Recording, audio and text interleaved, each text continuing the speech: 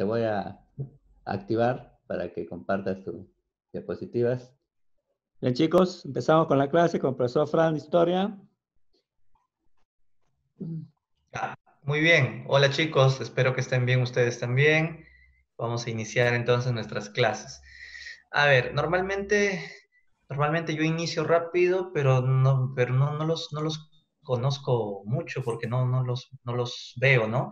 Pero a ver, quiero darle una ojeada rapidísima. ¿Quiénes son mis alumnos? Acá tengo una tal María, Abel, Ángela, Yair, Carla, Miriam, Natalie, Sofía, Viviana, Milagros. Creo que hay más chicas que hombres. Pero bueno, seguramente más luego van a seguir entrando, ¿no? Más estudiantes.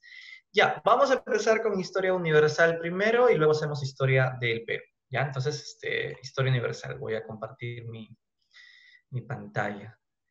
A ver, denme un instante para abrir mi pantalla. HU. Aquí.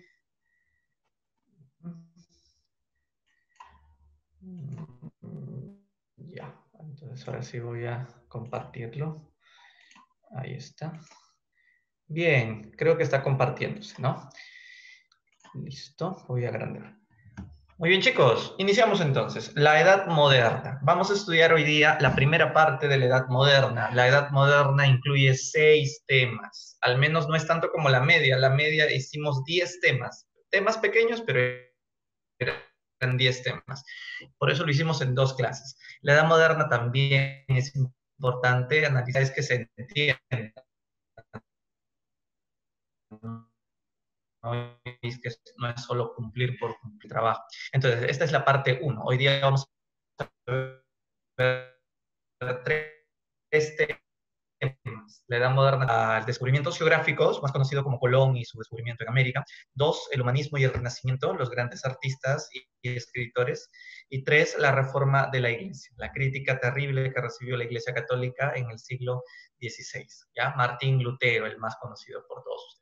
Y la próxima semana seguiríamos la parte 2, ya hablaremos de las monarquías modernas, el absolutismo, la ilustración, el siglo de las luces y la independencia de los Estados Unidos. ¿Ok? Eso es la próxima, ahora es la primera parte. Y en historia del Perú haremos virreinato, eso viene en la siguiente hora. Muy bien, entonces empecemos por aquí. La Edad Moderna. La primera pregunta que vamos a analizar es, ¿cuál es la gran diferencia entre la Edad Media y la Edad Moderna? Y lo segundo que quisiera analizar con ustedes es, ¿cómo fue que de la Edad Media se pudo haber hecho el tránsito a la moderna? O sea, no es que se acostaron medievales y amanecieron modernos, o sea, no es así, no es que de un día para otro cambió, pero sí hay que entender el proceso que hace el cambio, ¿no?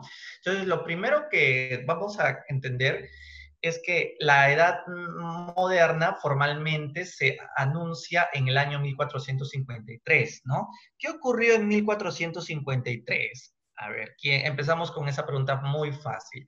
¿Qué puerto famoso fue invadido por los turcos?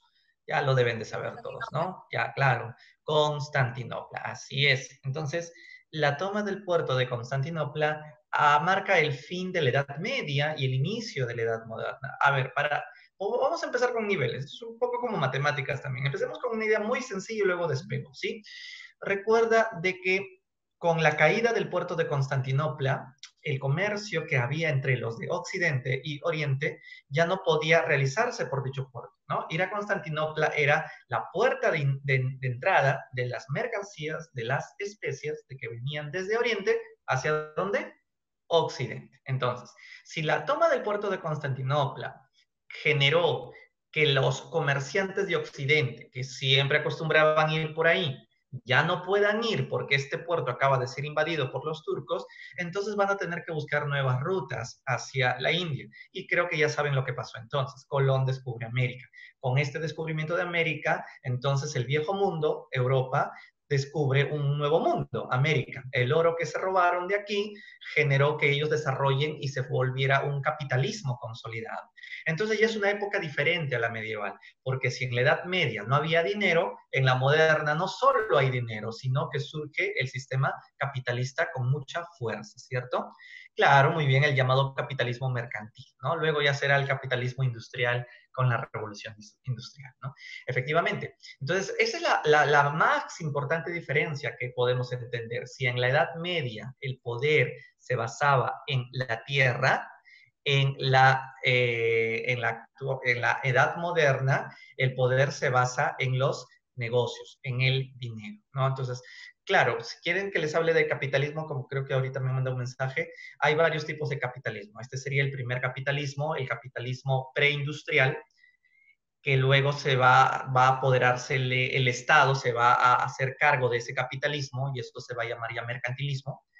Y luego ya viene el capitalismo industrial, que va a ser privado. Ya el Estado no se va a meter. Hoy día, ¿qué capitalismo vivimos? Como me pregunta en el chat, hoy vivimos un capitalismo privado, donde el Estado no se mete. Lo que conocemos como la ley de la oferta y la demanda, ¿verdad? Por eso es que cuando ahora que están volando las compras online durante la cuarentena, nadie se puede quejar ante el Estado porque es la libre oferta y la demanda, ¿no? Por ejemplo, ya nos amenazaron que nos van a cortar la luz y el agua por no pagar, a pesar de que el gobierno había dicho que no nos iban a cortar. Y es que es el poder de la empresa privada la que somete al mismo Estado. Más aún cuando somos un Estado muy débil, ¿no?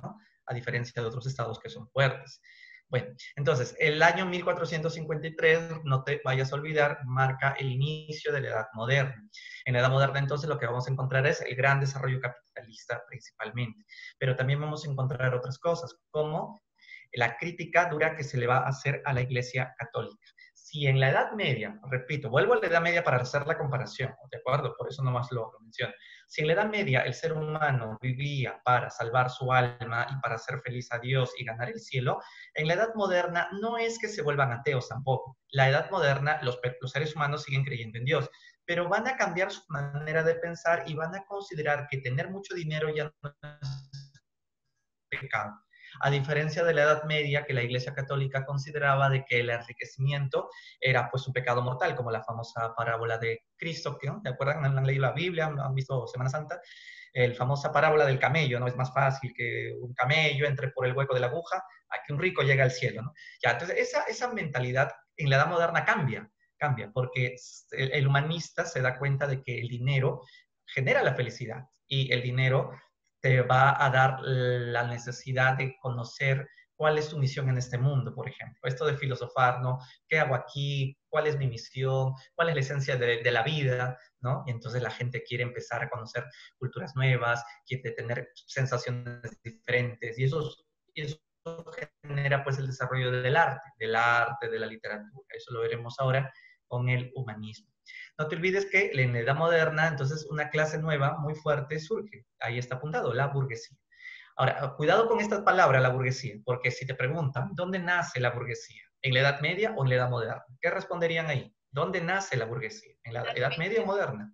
Edad Media. En la Edad Media, claro, justamente recordarás en la famosa Guerra de las Cruzadas, en la época media, Edad Media, que la consecuencia de esta guerra es que se reactivó el comercio, ¿no? Si bien es cierto que el comercio y la burguesía surge a fines de la Edad Media, ¿cuándo se consolida ya? Se consolida en la Edad Moderna. Un ejemplo de que entiendan qué es consolidar la burguesía, podemos entenderlo incluso desde el aspecto político, porque el burgués se va a ser aliado de los máximos jefes de los países. Entonces, yo no te quería decir la palabra porque quisiera que tú recuerdes. Si en la Edad Media el máximo poder lo tenía un señor feudal, en la Edad Moderna, ¿quién recupera dicho poder? ¿Quién lo recupera y somete al feudalismo? Claro, los reyes, los reyes. Entonces, justamente los reyes o la monarquía se van a ser aliados de las burguesías. Rey y burgués, amigos, se unen para debilitar, o para decir una palabra más brutal, para aplastar el sistema feudal. Entonces el feudalismo empieza a declinar porque la Edad Moderna, el nuevo poder será el rey aliado con la burguesía. ¿De acuerdo? Entonces eso es importante entender. Yo no puedo explicarte ahorita de frente a Colón ni entrar a los cuadritos de Leonardo da Vinci si es que no comprendemos qué caracterizó de manera general la Edad Moderna. Entonces, estamos hablando desde lo económico. Repito, desde lo económico, la burguesía se consolida. Desde el cambio de mentalidad, la Iglesia Católica empieza a estar duramente criticada y la gente se da cuenta que la vida en la tierra es tan importante como la vida en el cielo. En cambio, repito la idea, en la edad el hombre vive no solo para ganar el cielo, sino para conquistar el poder sobre la tierra, ¿sí? Entonces, conquistar el poder sobre la tierra quiere decir disfrutar la vida terrenal y sus placeres. Estos placeres se van a ver reflejados en las obras de arte, por ejemplo, ¿de acuerdo? Porque el ojo permite los placeres de la visión, de la estética, de la belleza, etcétera, etcétera. De los desnudos que vamos a ver. Ahora hay unos cuadros más adelante. Bien, entonces la iglesia también es criticada duramente. En lo político, como te dije hace un rato, el sistema feudal se debilita y recupera su poder las monarquías, los reyes. Ahora, estos reyes, ¿cómo se hacen muy poderosos? A través de matrimonios. Si un rey de un reino, obviamente, se casa con alguien de otro reino, entonces surge una unión de dos reinos y de esa manera se pueden ir formando los estados-nación.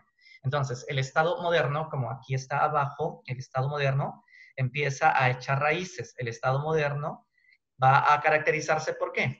Por ejemplo, hoy el Perú, ¿por qué es un Estado? ¿Qué cosa tiene el Perú para llamarle Estado y no aldea? El Perú es un Estado porque tiene su presidente, su iglesia, su ejército, sus leyes, sus cárceles, ¿no? Y todo eso complejo que tenemos que aceptar y obedecer y vivir dentro de esas normas para estar en orden. Entonces, el Estado tiene todo eso. Claro, la gran diferencia entre ese Estado moderno con el Estado actual, ¿cuál sería? La gran diferencia. Que el Estado de esa época no tenía democracia todavía, porque acabo de decirte que son los reyes los que recuperan su poder. Profesor, ¿y cuándo ya vamos a hablar de un Estado democrático como en los tiempos actuales? ¿Desde cuándo ya se puede hablar de ese tipo de Estado, donde se respeta la libertad, la igualdad, la fraternidad? Pista, nace en Francia. ¿A través de qué famoso tema? Claro, a ver qué me han escrito aquí.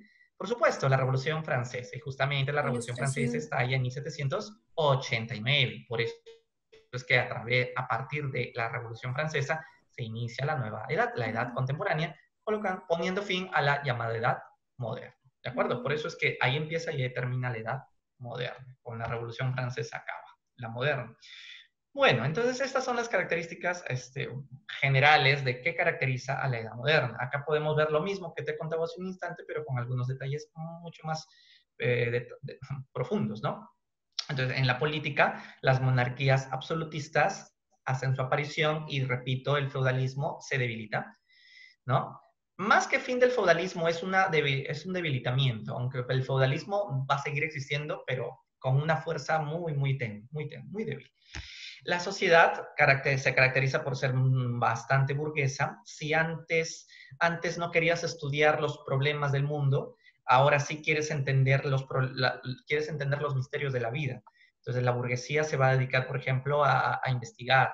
No hablamos de científicos como ahora, pero sí la curiosidad nace, ¿no? Justamente los humanistas son los que van a empezar a curiosear sobre cuál es el fin de las carreras de letras, por ejemplo, ¿no? No sé si ustedes van a estudiar alguna carrera de letras como yo.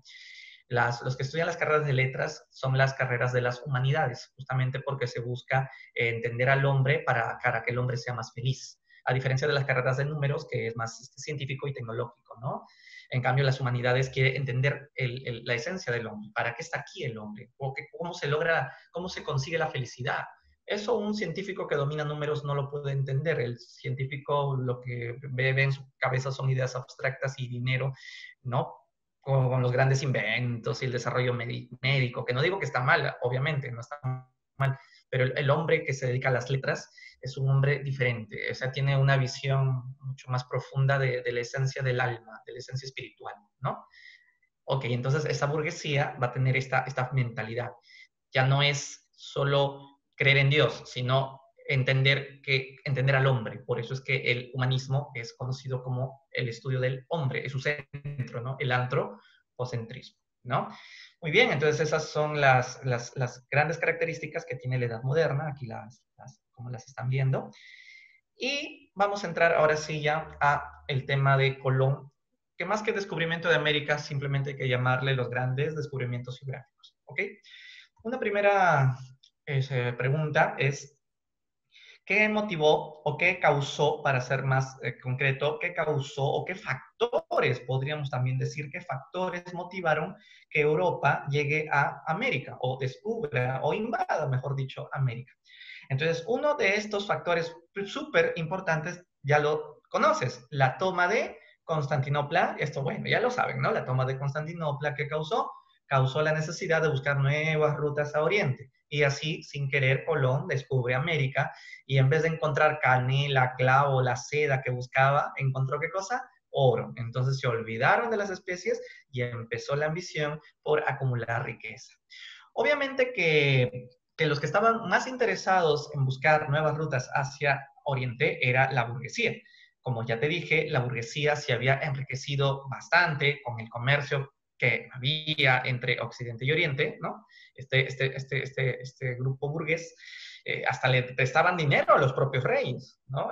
Habían burgueses conocidos como los burgueses alemanes, los Fugger, los Welser, los Grimaldi, que eran italianos, ¿no? Entonces, este grupo poderoso, así como hoy día es la Confiebo, los dueños de Gloria, ¿no? Los dueños de las fábricas de construcción, ¿no? Igualito, estos grupos poderosos son los que presionaron a los reyes para que puedan buscar navegantes intrépidos que busquen nuevas rutas. Justamente esa fue la explicación de cómo fue que Colón pudo hacer 4 viajes. El financiamiento del dinero para los viajes de Colón fue dado por esta burguesía. Muchos de estos burgueses incluso fueron judíos. Los judíos eran un grupo privilegiado porque eran grandes comerciantes. Ustedes saben que no existe judío pobre en el mundo, ¿no? Todos los judíos saben hacer negocios. Entonces fue la burguesía judía, Luis de Santa Ángel, los hermanos Pinzón, los que tenían los astilleros para las carabelas de Colón, por ejemplo, ¿no? Eso, o sea, un grupo burgués judío poderoso. De esa manera, los reyes también creían que si estos navegantes como Colón, Vasco da Gama, ¿no? Encontraban nuevas rutas a la India, no solamente encontrarían una nueva ruta a la India. ¿Cuál era, aparte de la creencia? De que encontrarían tierras nuevas donde podrían capturar esclavos y estos esclavos los usarían para financiar su desarrollo comercial. Y si encontraban riquezas, perfecto. Acuérdate que Europa necesitaba con urgencia una salvación. ¿Qué tipo de salvación? Salvación económica, debido a que recuerdas qué famosa peste los europeos estuvieron viviendo a fines de la Edad Media, ¿no? Todos la conocemos, la peste negra, ¿no? Que causó la mortandad de 1/3 de la población europea, ¿no? Al menos en la actualidad tenemos la esperanza de que los científicos encuentren la vacuna, pero en esa época, ya te imaginarás, sin vacuna no había esperanza para nada. Entonces, la peste negra, por ejemplo, generó el cambio de mentalidad. Muchos empezaron a creer que Dios no existía, porque Dios, ¿cómo nos castiga de esta manera? ¿Qué hemos hecho? Entonces, todo eso genera un estrés en el mundo y justamente los reyes, al ver que Europa estaba devastada por la Edad Media económicamente, con más ganas permitieron los viajes de Colón para que puedan buscar no solo nuevas rutas, insisto, sino tierras nuevas donde puedan encontrar comida, madera, ¿no? Para calentarse y sobre todo a ver qué riquezas más podían encontrar. Y qué suerte que tuvieron ellos y qué mala suerte nos toca a nosotros que encontraron nuestro oro, ¿no? Bueno, entonces aquí están las motivaciones económicas. Algo que me olvidaba decirles es que para que ellos puedan haber hecho estos viajes tan lejanos, en la Edad Media, ¿por qué no se podían hacer viajes tan lejanos? En la Edad Media no se podían hacer dichos viajes porque en ese entonces se creía que el mundo era únicamente ¿de qué tamaño? Que el mundo era únicamente esto, Europa y un pedacito de África y un pedacito de Asia. Entonces, a adentrarse mucho más hacia el mar era la creencia de que el mar se iba a terminar porque la tierra era plana, salían los monstruos y todo esto. Pero ¿qué inventos náuticos hicieron perder el miedo y con ellos pudieron alejarse mucho más de la orilla? Deben de recordar, ¿no? Las carabelas, la brújula que permitió orientarse por el norte, el papel que permitió hacer planos, ¿no? Estos son más conocidos como los portularios. Claro, muy bien, Natalie, también está el astrolabio sirve para ver si el barco está en una marea alta o marea baja, ¿no? Y bueno, grandes inventos que hicieron perder el miedo al llamado mar tenebroso, ¿no? Al mar tenebroso medieval. Bueno, entonces, ¿cuáles son los países que se lanzaron a buscar estas rutas hacia Oriente? Tenemos en primer lugar a Portugal y luego a España. En el caso de los portugueses, se dieron cuenta de que podrían llegar a la India bordeando el África. Como ves aquí en el mapa, esa fue la idea inicial de Bartolomé Díaz, que luego la termina el viaje de Vasco da Gama, ¿no? Justamente para ser exactos, en 1498 fue que los portugueses llegaron a la India. Entonces lograron una nueva ruta bordeando África. Por supuesto que era una ruta gigante, bordear todo el África para llegar a la India, cuando antes, mira, solamente tenían que irse por aquí hasta Constantinopla, ¿no?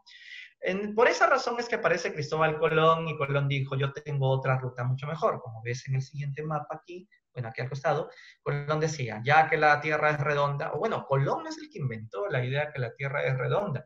Esto ya lo habían dicho desde la época de los griegos. Lo que quería hacer Colón con este viaje era confirmar esas teorías que desde el mundo griego ya se habían lanzado, de la esfericidad. Entonces, él lo que pensaba era, ¿no? Como ustedes ya saben, salir hacia Occidente, dar la vuelta al mundo y entrar a la India por Oriente. Claro que ya sabes que Colón se chocó con este continente y nunca se enteró que lo había descubierto. Ahí están los 4 viajes de Colón. No quiero explicarte los 4 viajes de Colón. San Marcos ya no pregunta detalles sobre los viajes, antes sí. Pero lo más importante que quiero que sepas, al menos de estos viajes, es que la capitulación de Santa Fe, este es el nombre, la capitulación de Santa Fe, dio el permiso de los reyes católicos para que Colón haga dichos viajes. La capitulación de Santa Fe fue dada en 1492, ya justamente el mismo año que en el primer viaje Colón llega a América. ¿Ustedes saben cuál fue la isla a la que Colón arribó cuando llegó a América? Creyendo, claro, que era la India.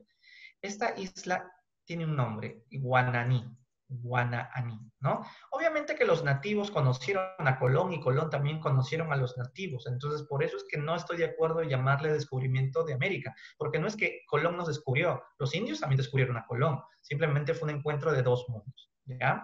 Muy bien, entonces después del último viaje de Colón, Colón muere, pobre, triste, y se murió creyendo que había llegado a la India. Ahora, quiero hacerte una pregunta. Si sabes que estos son los 4 viajes, ahí están los años de cada viaje. Portugal y España eran los 2 países que estaban descubriendo tierras que nadie en el mundo había descubierto. Entonces, ellos estaban destinados a ser las potencias mundiales, pero eso iba a generar una guerra, una primera guerra mundial entre España y Portugal, para ver quién dominaría el mundo. Entonces, la solución la encontraron a través de la división del mundo en el famosísimo Tratado de Tordesillas. En primer lugar, se había establecido una línea divisoria que es la línea roja que estás viendo ahí. Esa fue establecida por el Papa. El Papa de ese entonces era Alejandro Borgia. Alejandro VI Borgia dio una bula, ¿no? Esta bula establecía que desde la línea roja para la derecha sería dominios del Portugal y desde la línea roja para la izquierda, ¿no? O sea, para allá, para allá sería para España, ¿no? El problema fue que España no estuvo de acuerdo con esta línea dada por el Papa. ¿Por qué?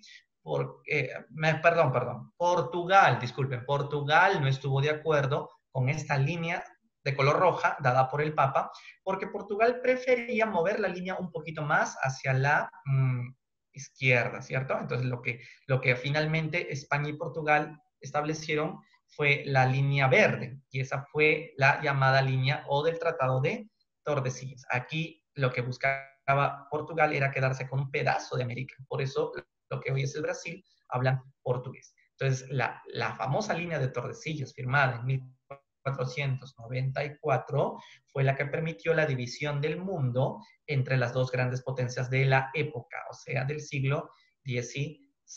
¿No? Muy bien, o sea, se partieron la tierra así como que parte un pollo en 2, una naranja en 2, así nos partieron. Muy bien, entonces ese sería la famosa el Tratado de Tordesillas. Ahora, después de que Colón muere, entonces quedó la incertidumbre. ¿Cómo confirmar que la Tierra es redonda? Ya que Colón no llegó a regresar por la India, ¿verdad?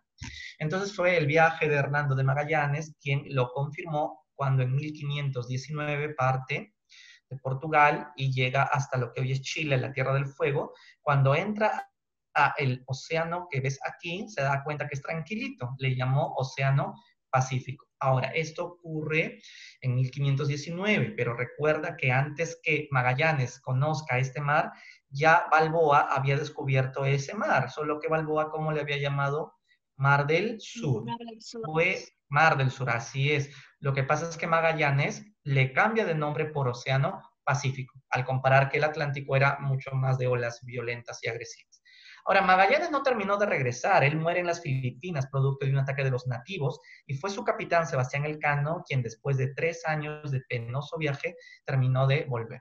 Y así fue como se confirma la esfericidad de la Tierra, ¿ya? Entonces ese fue el viaje de circunnavegación de Hernando de Magallanes y su compañero Sebastián Elcano. Con este viaje se confirmó que la Tierra sí era redonda. A ver, la pregunta es, ¿quién fue Américo Vespucio? Ya, volvamos al colegio. ¿Quién fue Américo Vespucio? ¿Cuál fue su aporte en la historia de Américo Vespucio? Uy, Américo Vespucio. Américo Vespucio es el italiano que se dio cuenta que América no era la India. Él se dio cuenta que Colón se había equivocado, que este era un continente nuevo.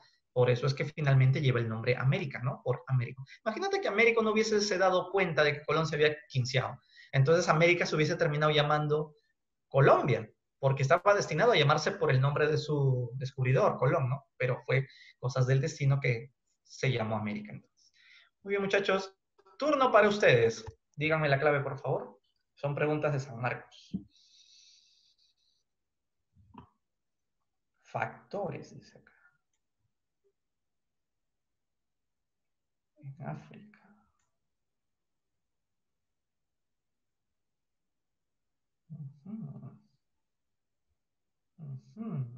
A ver, ¿quién me da la clave por aquí?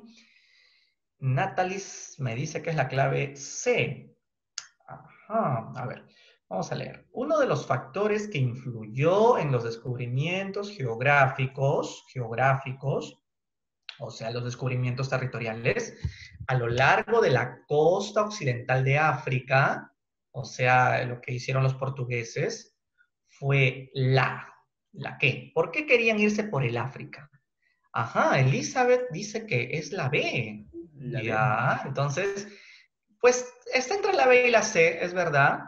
Entonces, como ya leíste otra vez la pregunta, lo que más o menos te está diciendo es por qué factor fue lo que impulsó que algunos decidan darse cuenta que era por África que tenían que irse. O sea, ¿a dónde querían llegar hacia África? Por África querían llegar a la India. ¿Y por qué querían llegar a la India? Por la suspensión del comercio entre Oriente y Occidente, ¿verdad?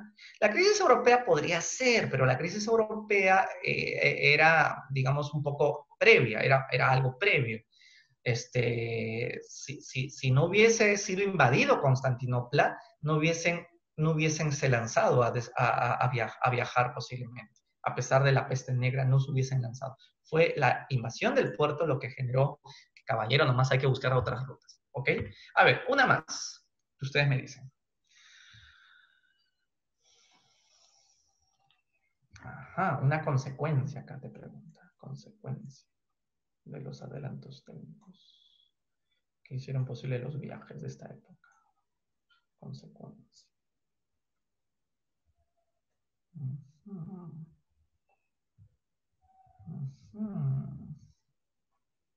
A ver, por aquí se lanzan todavía.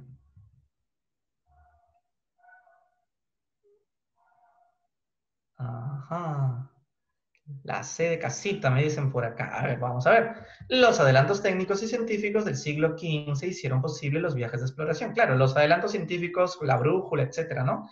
De las tierras. Una consecuencia principal de estos adelantos científicos y de exploraciones fue la consolidación del cristianismo como religión universal. No, pues que no, porque el Islam también era muy fuerte.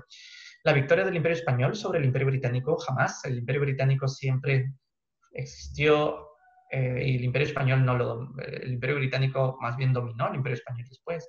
El predominio europeo sobre territorios en otros continentes. Me parece que es esta, ¿no? El dominio español de las costas occidentales de África. No, España nunca llegó a tener colonias en el África. La victoria del Imperio Español sobre los portugueses. No, eran dos países iguales. Muy bien, la clave era la C, es correcto. Listo, chicos, vamos a entrar al segundo tema del día de hoy en HU, el humanismo. Bien. ¿Qué es el humanismo? Primero recuerden lo que dije hace un rato, ¿no? Las personas que se habían adinerado, la clase esta llamada la burguesía, se dieron cuenta de que con la gran cantidad de dinero que tienen, no saben qué hacer. O sea, si tú tuvieras ahorita 2 millones de dólares, pero no puedes salir de tu casa, entonces qué aburrida es la vida igual, porque no puedes comprar nada, ¿no? Entonces, el humanismo es una corriente intelectual de pensadores y filosófica, donde van a dedicarse a comprender al hombre.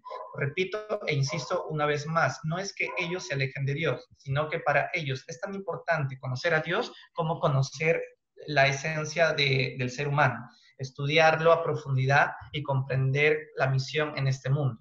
Entonces, eso es lo que genera la burguesía. La burguesía quiere conocer quiere tener nuevas sensaciones, quiere conocerse a profundidad.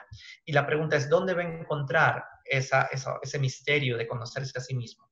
Cree que lo puede encontrar en las obras clásicas, o sea, en las obras de la época de Grecia y de Roma. Por eso es que tanto el humanismo como el Renacimiento tiene una gran inspiración en el mundo greco-romano, ¿ok? Muy bien. Ahora, ¿dónde surge el humanismo? El humanismo surge en Florencia. Sabemos que esto queda en Italia. Italia no era un país-nación todavía. En realidad, Italia era un conjunto de pequeñas repúblicas mercantiles, pequeñas repúblicas como unas pequeñas polis eran, ¿no? Entonces, ya se van a unificar más adelante. Florencia era digamos, el foco inicial. ¿Por qué Florencia? ¿Por qué Italia? ¿Por qué no otro lugar? Lo que pasa es que Italia, y repito, Florencia, incluso Venecia, Génova, etcétera, eran puertos que desde la Edad Media habían progresado, ¿no? Habían florecido a través del comercio. O sea, acuérdate que Italia está muy pegado al mar Mediterráneo, entonces era una gran ventaja que desde fines de la Edad Media Italia se había dedicado a los negocios. Entonces, esta clase burguesa tenía mucho poder y mucha fuerza en Florencia. Por eso es que aquí surge esta necesidad de conocerse a sí mismo, ¿no? Bien. Ahí está, por eso, ¿no? Florencia, Italia. Ahora, ¿cómo llegó a difundirse el humanismo desde Italia hacia el mundo, o sea, hacia Europa, mejor dicho, hacia Europa? Uno de los factores de difusión del humanismo fue a través de la imprenta. A ver, lo que vamos primero a hacer es el humanismo. En un momento hacemos el renacimiento, pero lo que quiero que entiendan es cuál es la gran diferencia entre ser humanista y ser renacentista. El humanista se va a dedicar más que todo a la literatura. En cambio, el Renacimiento es más que todo una corriente artística. Entonces, cuando digo humanismo, la idea de escribir para poder reflexionar sobre la esencia del hombre, ¿no? Entonces, la imprenta fue genial. Johannes Gutenberg, ¿no? Que descubrió la imprenta, aunque puede que la imprenta haya existido desde mucho antes, aunque Johann Gutenberg se autodenominó el inventor de la imprenta, generó que los libros de los humanistas pudieran difundirse por Europa.